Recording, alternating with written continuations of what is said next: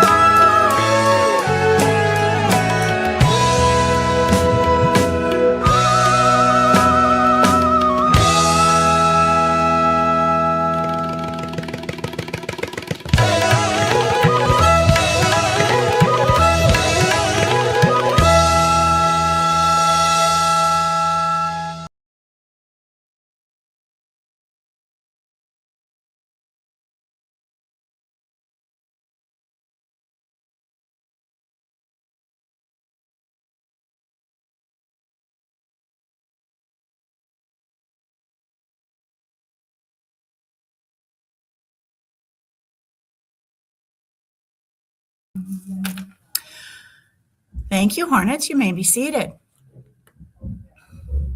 Our weekly affirmation is, I am getting better every day. And you have that in your control. I am getting better every day. Have you told yourself this today? That's something to maybe work at. Few reminders, just again, to stay away from the shed and the bike racks, please. And there's no floor hockey today. There was another reminder. Oh, that if we get outside, I'm hoping for recess that we will get outside. It may be wet. We may have a restricted yard, but with the pylons out there. So if the pylons are out there, could you just please pay attention to that and stay inside the pylons, closer to the hardtop, please.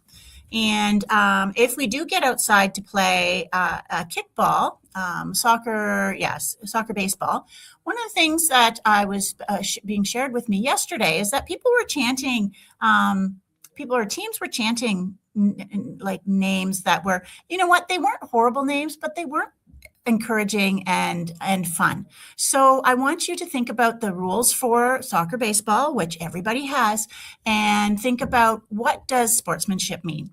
And so if you're being a good sport, are you chanting names at people, right? Or are you encouraging them like, hey, good kick and stuff like that? So you are looking towards encouragement and not chanting unkind words.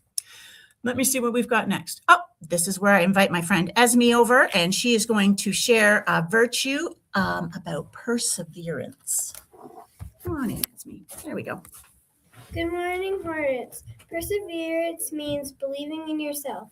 In the 7 grandfather teachings, perseverance connects to wisdom, represented by the beaver. The beaver reminds us that you are patient.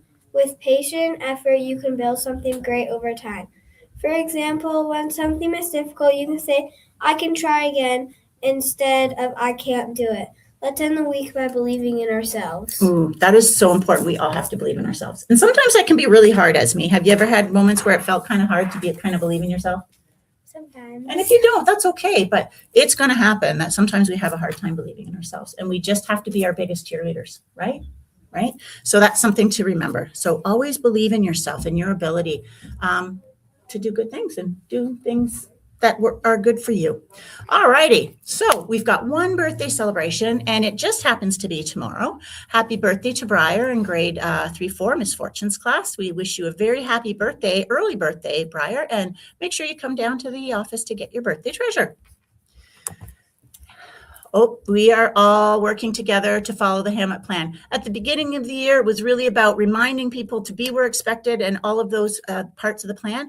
But now I just really want to spend the rest of the year recognizing everybody that is working so hard to be where they're expected to be, do what they're expected to do, keeping your hands, feet, and other objects to yourself, problem solving in a good way, and being kind. You are there, and I see you every day, and so do the other staff. So thank you for working so hard to follow the Hamlet plan. And finally, it's our zones check-in. And as you know, with our zones check-in, we pause for a minute, notice our body signals all throughout our body, and then notice how we're feeling. And then think about the zone you're in. And what's really important, once you know the zone you're in, think about the tool that will best help you manage the feelings that you have in that zone. So let's pause together, and then we will determine what tools we need first, okay? So thinking about your signals and your feelings. Taking a deep breath and pausing. I'm noticing some signals in my body. I've got some right here.